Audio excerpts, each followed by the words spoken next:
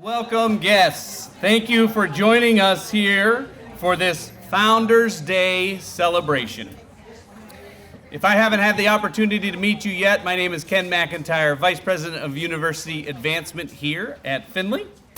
I want to take a moment here to say thank you to our Revive Band for coming out and giving us some great tunes to listen to. Thank you.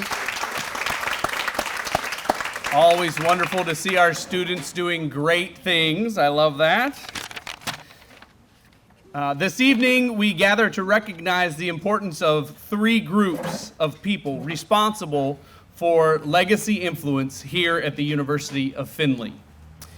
To those of you that represent the foundational collaborative influences that sparked the creation of this great institution, please be welcomed. Also, the C.T. Fox Legacy Society members, alumni, and friends of the University of Findlay who have notified UF of their intentions to support the university. This is a program through which folks can do deferred giving, make a legacy difference here at the university, know that we're going to do great things with that, and at the same time, not have to worry about losing anything out of their bank accounts. How fun is that? Let's see, and the other group is we would also like to welcome our many retired faculty and staff who have left their indelible mark on the hearts and minds of thousands of students who have populated the sidewalks, classrooms, and residence halls over these past many years. Those are our three groups of folks that have been invited here tonight, and I just want to say thank you to all of you who have come.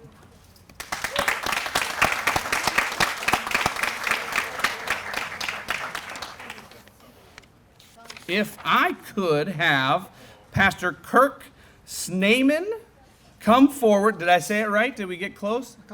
Dr. Fell said that she was going to dock my pay if I didn't get it right. Long A, right? Schneemann, I got it. Schneemann. Reverend Kirk Schneemann. It is Doctor too. Doctor too? Dr. Reverend Kirk, Pastor, Captain Schneemann.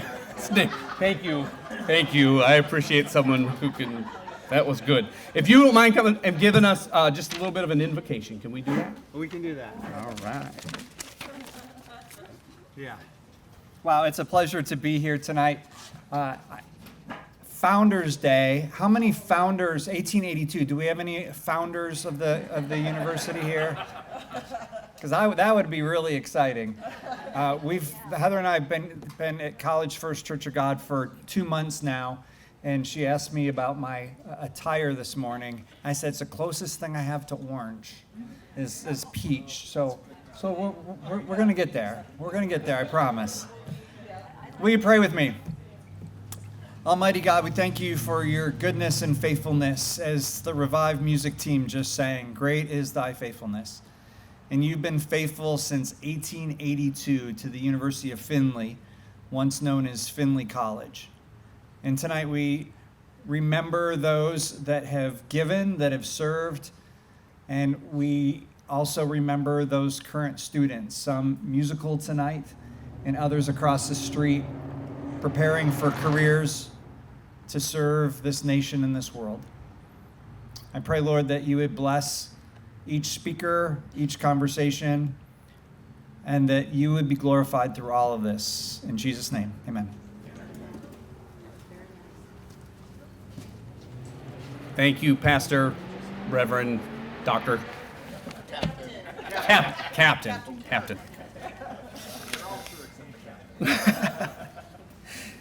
Each year on Founders Day, we recall the unique partnership between the Church of God and the City of Findlay to found this college in 1882. This is a day we celebrate heroes and accomplishments of our 142 years. And it's a day to remember those who have paved the way through incredible challenges and struggles to make the university successful. The Church of God and the City of Findlay founded Findlay College in 1882 through the values of hope, faithfulness, dedication to community, perseverance, and purpose. A few things we need a lot of today. Our trustees and presidents have provided us strong leadership throughout the decades.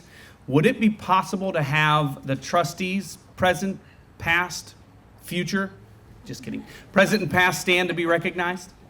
Do we have them in the audience? I know we got a couple. There we go.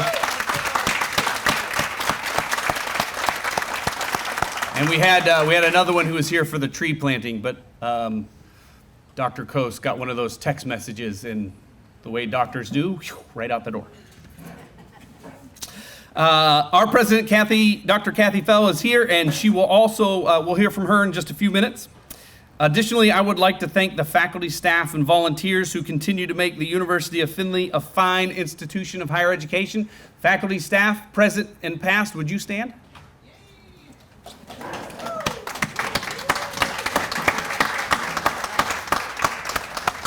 Thank you. We thank all of those who have, through their support with their personal financial resources, generous donors who have helped us change lives and improve the student experience on this campus.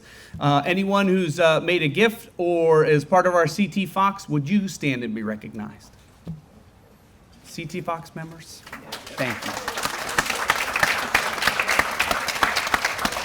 Thank you. Part of this celebration this evening, we like to recognize the prestigious Founders, Sons, and Daughters Award winners in this past year, which included two of our students, Chloe Moltzen and Caitlin Conway. These two graduating seniors were honored for this scholarship through leadership, service to others, and demonstrating personal integrity. Chloe, it was an animal science pre-veterinary medicine major, and Caitlin was a pre-vet and business administration major. I know Chloe. I took her to Florida for a week, and she wowed our alumni and friends down there. This young lady had applied to 6 different veterinary schools and got into all 6 of them and picked the one she wanted. She's now down at Ohio State as a Buckeye, which is interesting because she lived right by Michigan State. So I think there's probably going to be fights at their house over football games. They both excelled in and out of the classroom, having been role models for other students. They've served UF community as persons of character and integrity. The founding faculty award for this year, the Academic Excellence in Christian Witness, went to Dr. Jason Guy, Associate Professor of Pharmacy. Where's the Dean? Will you give him a little hello? Faculty member since 2016. He loves engaging students with technology and game-based learning. I think I would have liked his classes. Dr. Guy is a servant leader. He is a founder and advisor for the Student-Run Pharmacy Journal and advises Christian Pharmacist Fellowship International Group at UF. He also is a highly effective researcher. His work in pharmacogenomics. How'd I do? Oh, I got a thumbs up. Pharmacogenomics, drug information, and pharmacy education have led to 52 peer-reviewed scholarly works. Jason and his wife Ruth attend Trinity Lutheran Church, where he participates in Bible studies and taught Sunday school. He loves to read a Bible story each night to his 2 children, Clark and Faith. Dr. Guy's life as a Christian witness to students and his colleagues is a clear reflection of the mission of the university from its foundation. We congratulate him and all of our founders, faculty, sons, and daughters who are listed in the program, if you'd like to see all of their names. Next, I would like to introduce our first speakers to the podium, Dr. Diana Montague and Dr. Sarah Frederica, who will share some exciting details, newly discovered, did I say that one wrong? Frederica, boy, I read that really fast, did I not? See, I get going. I'm so excited to be here. Frederica, I knew that. Who will share some exciting details about the newly discovered facts from their work documenting history and campus culture in the upcoming book, the University of Findlay history. Thank you.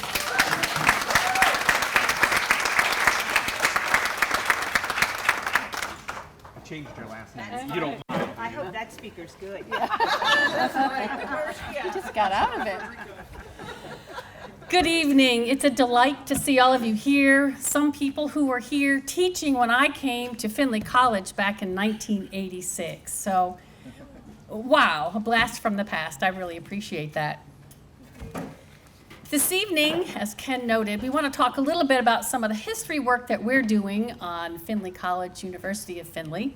And last fall, I was on sabbatical, and during that time, I began my research on UF's history, Findlay College and UF's history, from the time where Dick Kern's 100 Years of Findlay College book left off, and that was 1982.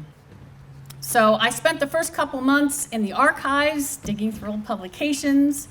I did a lot of interviews with longtime retirees, had some great fun doing that. I sent out surveys to folks who had retired or longtime employees, so I've been able to gather a lot of information that way.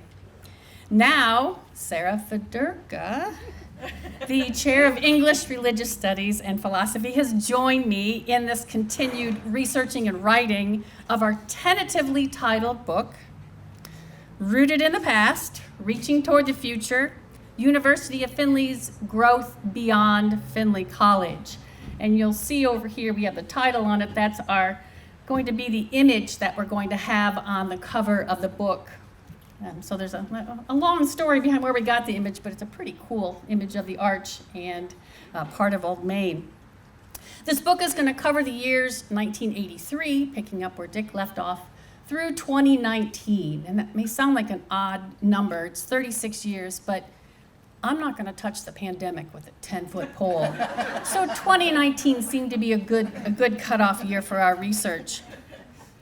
We're trying to balance archival research with personal stories from longtime employees to explain that growth and all the change that's taken place on our campus.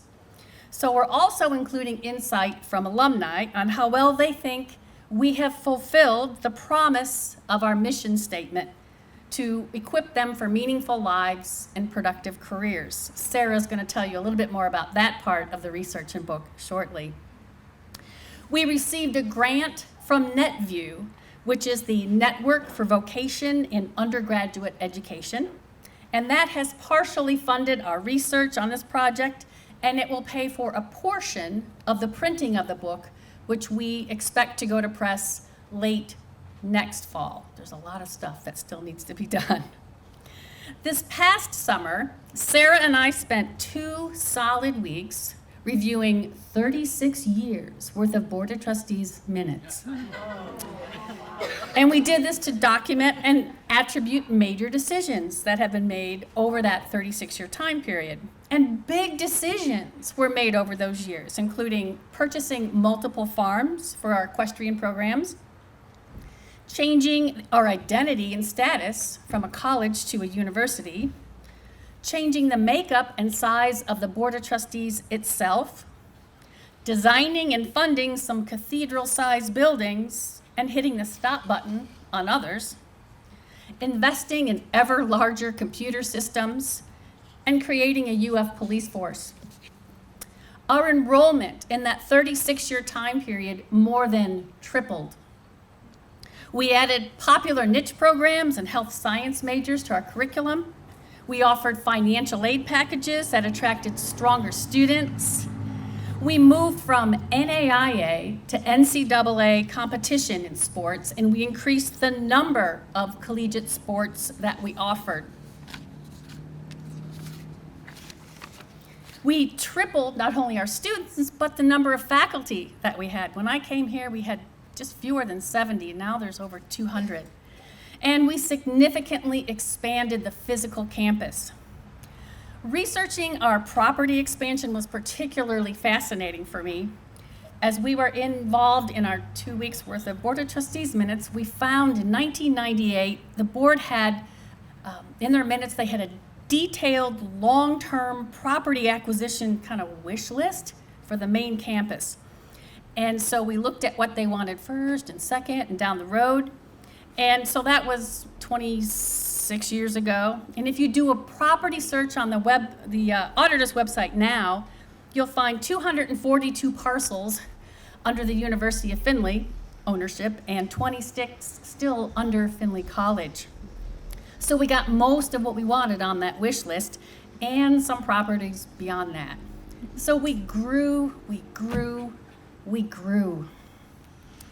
In addition to collecting a lot of information, I've come upon some very cool little Findlay artifacts in my journey. Former admissions director Mike Momini gave me his signed hockey stick and a jersey from the 2000 women's hockey team. He also gave me a signed volleyball from our short-lived Division I men's volleyball team. In the mail, we received a 1940s Findlay College pennant that had belonged to Findlay College benefactor Ralph Kaler. Ralph's grandson, Scott Kaler, said he found the pennant in Ralph's workshop over a half century ago, and when Scott came upon it while he was unpacking in Florida, he put it together and sent it to us, where he said, quote, "I figured it would last longer and be viewed by more in your care." My favorite surprise discovery this past summer was at a local estate sale where I found an autographed poster of the 2009 men's basketball championship. The poster, come to find out, had belonged to Dave Crichton, who had played basketball and football at Findlay College in the 1950s, and then after he graduated, he became the registrar and an admissions counselor. I spoke with the woman who was running the sale, who happened to be Dave's daughter, and she said he had passed away last November, and she didn't know what she was going to do with this treasure because she didn't know who it would have value for. So I told her about my project. She took it off the wall of the garage, rolled it up, and graciously gave it to me. So that has been truly a gift in all this research adventure. We continue to gather stories like these, as well as historic information and artifacts. It is important that we document our history and our campus culture while we can, so future generations will know who we were, how we got there, and who we've become. As we continue to research and write this book about Findlay College and University's history and growth, I am honored and relieved to be working on this important project with my friend and colleague, Sarah Fedorka.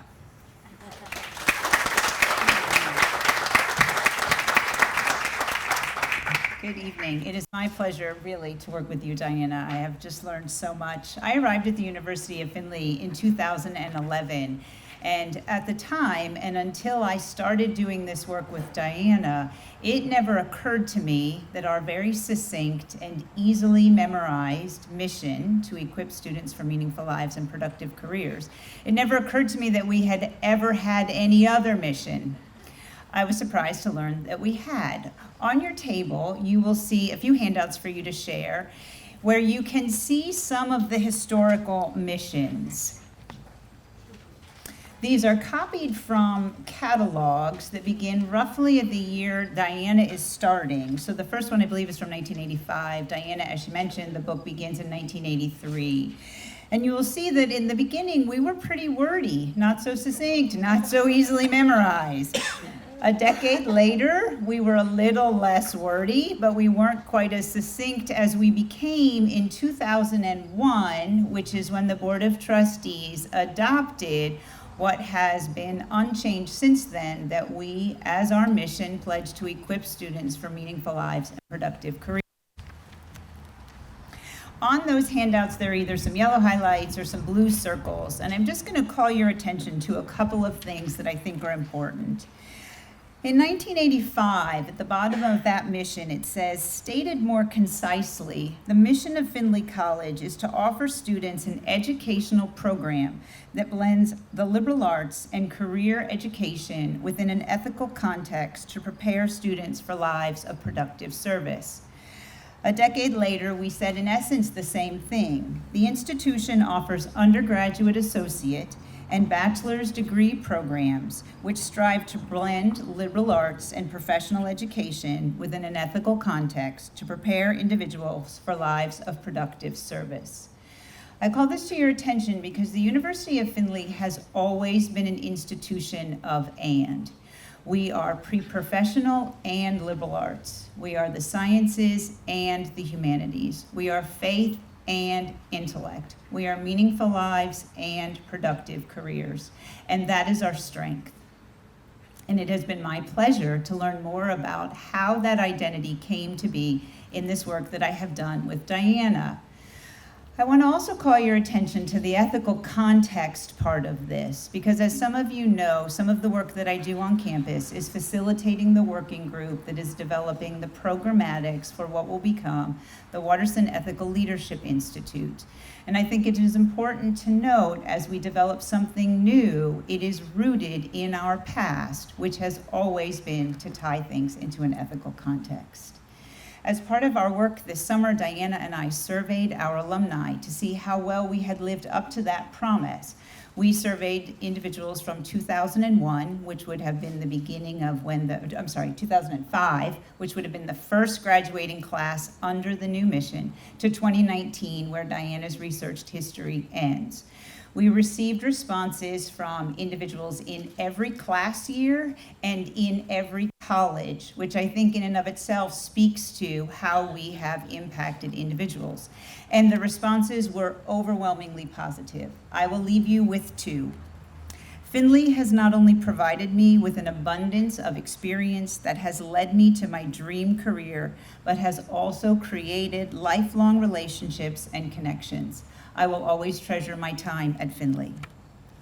Talking one-on-one to instructors and other staff that I felt genuinely cared about me was life-changing.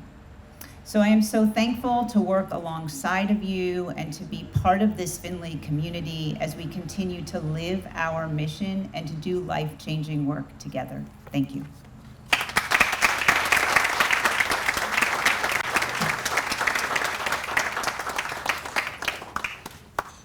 Thank you, thank you. I would like to now welcome back to the podium, and I get a second shot at this, Reverend Kirk Schneeman. Yes? Hey, all right, thank you.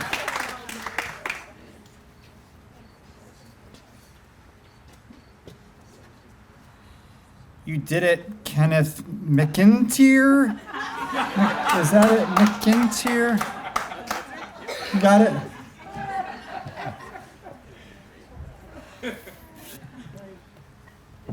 I received a phone call in October from Lance Findlay, who's the executive director of the Churches of God General Conference.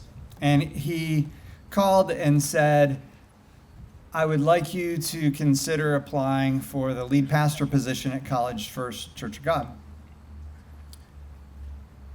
I was not pleased with this phone call, as life was going very well for me. It was a very painful transition for me to move from Ann Arbor to Toledo and cross that state line 8.5 years ago.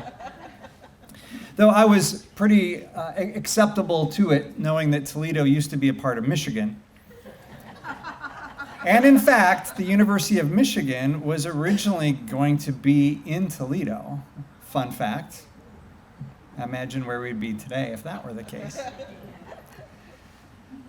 So I was deeply troubled and concerned about this potential move further into Ohio, and as my very evil friends like to say, closer to that I can't even say, scarlet and gray, yeah. Did I mention I'm from Ann Arbor? I was wrestling with God over 5 months. And he reminded me that many years ago, I made a comment, a prayer, a plea to the Lord, you may say.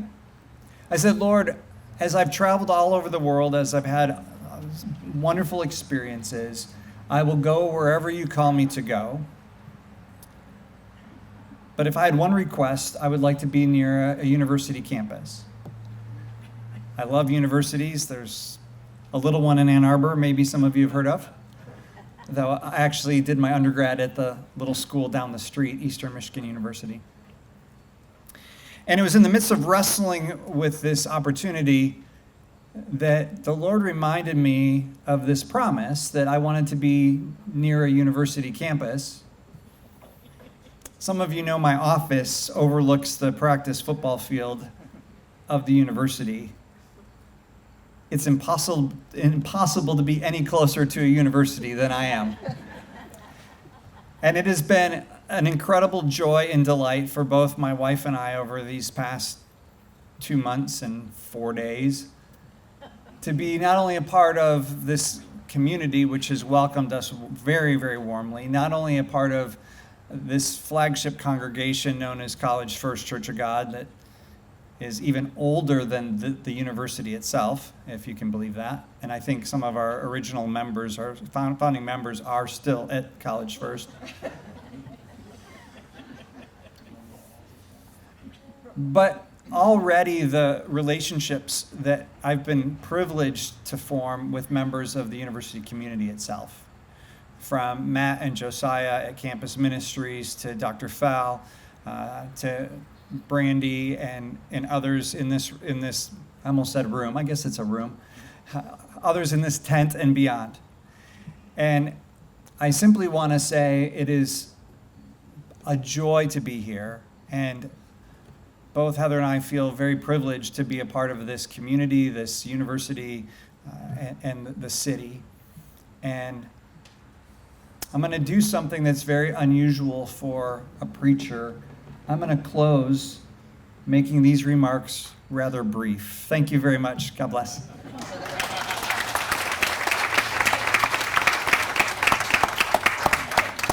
Thank you, thank you.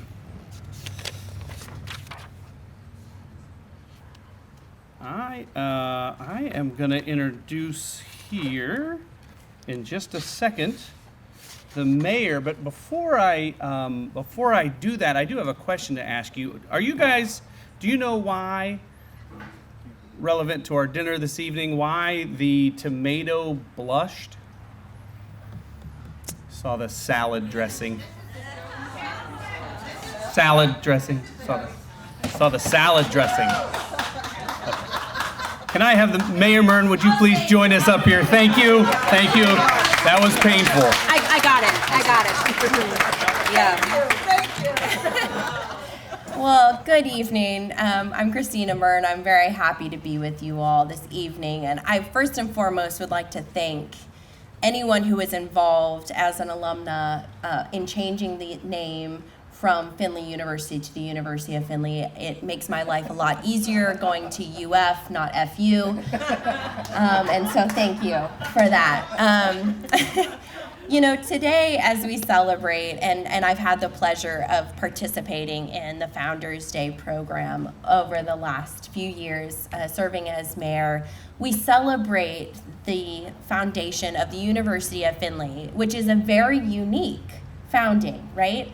A city worked with a church to say we need an educational institution that not only carries on and teaches and provides opportunity for individuals in our community, but really does, though it wasn't their mission statement at that point in time, equip people to have meaningful lives and productive careers. And I am very excited for this book because as you were talking about the history, growing up in Findlay, and my grandfather was the vice president of business affairs, Marty Terry, for many years. And so his signature, I bet that plan for all the property acquisitions was from my grandfather because he had a vision and really pushed over many years. And so being able to hear it from your perspective was really fun because I had heard it from that side of the table of the vision for the University of Findlay. And then my grandfather was an alum, my oldest sister was an alum, and then I attended the University of Findlay.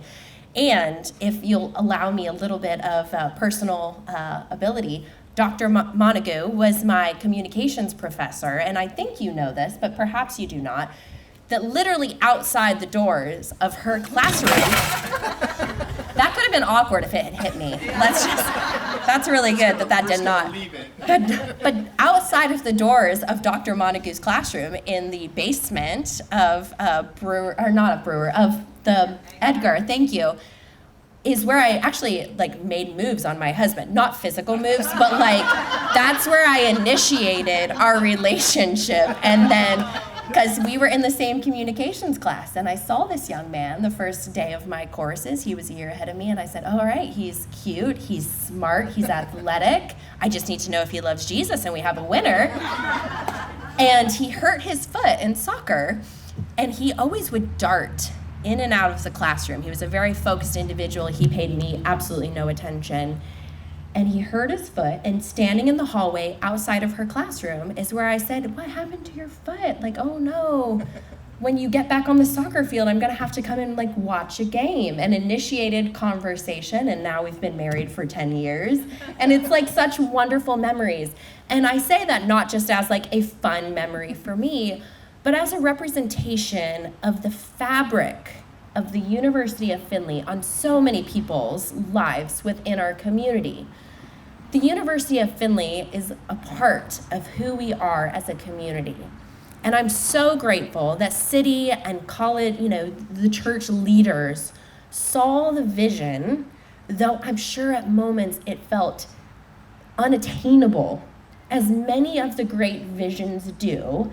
And as mayor, I feel on a daily basis that you have a vision for changing a community, impacting people's lives, and really being able to leave a legacy on a daily basis. It's funny that you said that vision statement or mission statement came in 2001, because I distinctly remember in 2010 when Dr. Fell and I both came into the University of the Findlay at the same time, and we bonded very quickly. I remember conversations around, should that change? Should we have a new statement? And it became the very kind of condensed version that we have today. But it is exactly the vision of what we have for the students coming out of the university. And Sarah, Dr. Fedorka, I love you sharing the balance between the University of Findlay, where we believe in religion and science. We believe in meaningful lives and productive careers. That is exactly what I want to see out of every community member coming in our community, that we are a community of both good policy and compassion, a community of high intelligence and high faith. And I think that's what hopefully each of us today get to celebrate, but also what each of us get to carry in our daily lives and in the community that we all dearly love. So thank you for allowing me to be a part of the program and for the contributions that each of you make, because we truly don't have a community without each of you engaging in it and participating and having a vision for what its future holds. So thank you for allowing me to be here.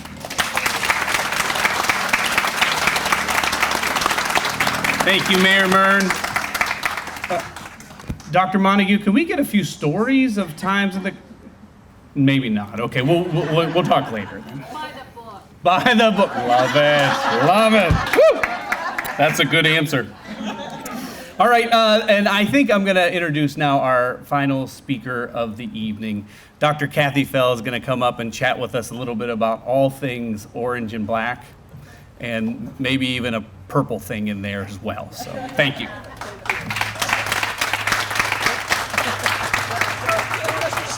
All right.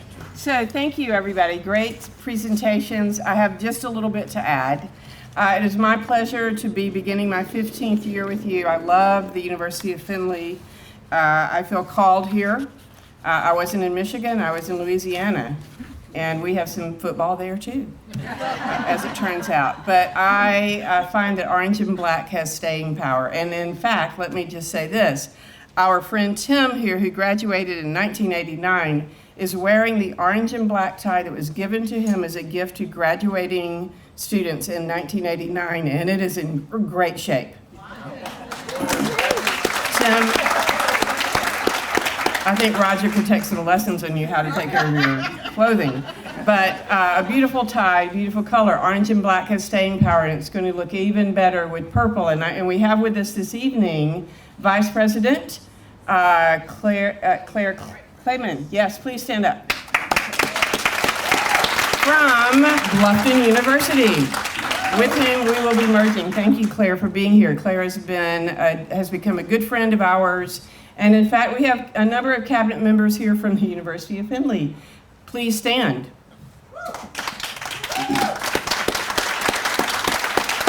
Thank you. This is a team, including Claire, of great leaders who are coming together to fulfill a vision for the future, not yet fully defined, but a mission, a similar mission. We will join in mission, these two institutions, and reach even more students.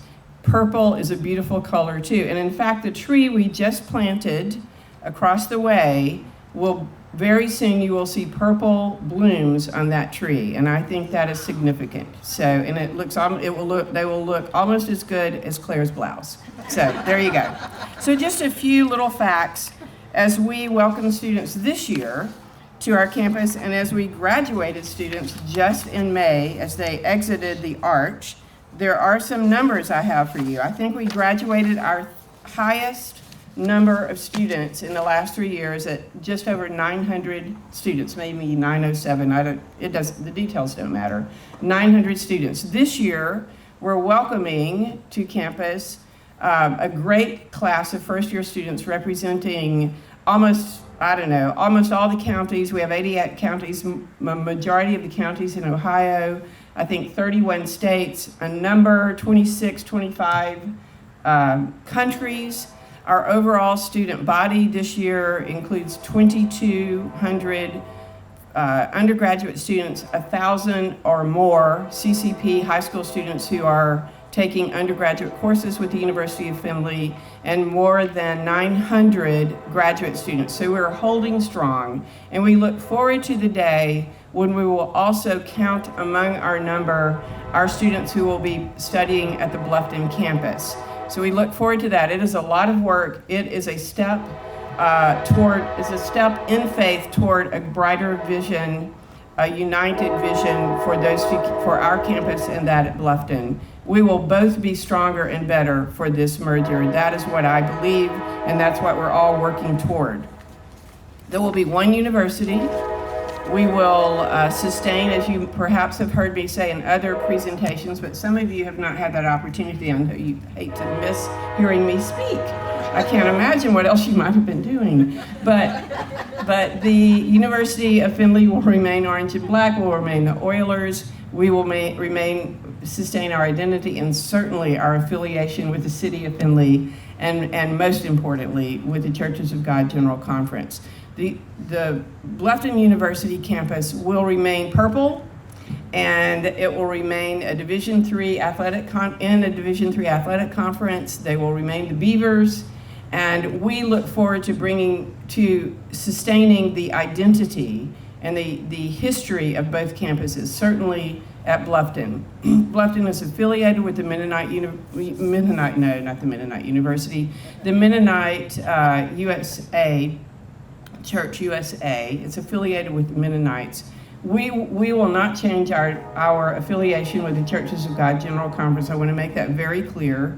And we will always remain strong and steadfast in that affiliation. I want you to understand that. We are based in faith, and we welcome all. The and in our history that you and those before you, I don't think there is anybody here who was here in 1882.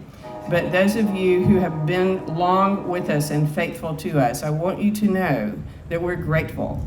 And I feel the obligation personally, and we feel it as a corporate body, to sustain that faith and to welcome people who don't agree with us. And we believe that one of the identifiers that set the university apart is that we can teach our students and demonstrate to our students that we can disagree without hostility. And in fact, we can even love the people with whom we disagree. Roger and Kathy Fell are prime examples. If we can do it, you can do it. So I am so delighted to see another Founders Day celebration.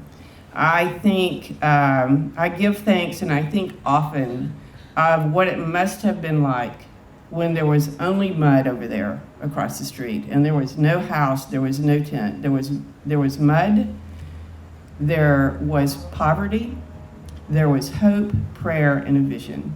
And God has blessed us, and we must be good stewards of that gift. So thank you for joining us tonight in the gift of your friendship. Back to you, Kim.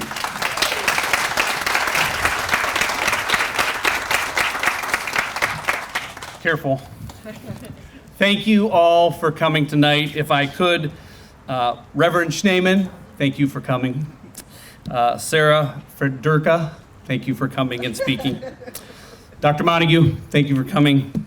Mayor Mern, thank you for coming and speaking. And Dr. Fell, thank you for your leadership and taking us into tomorrow.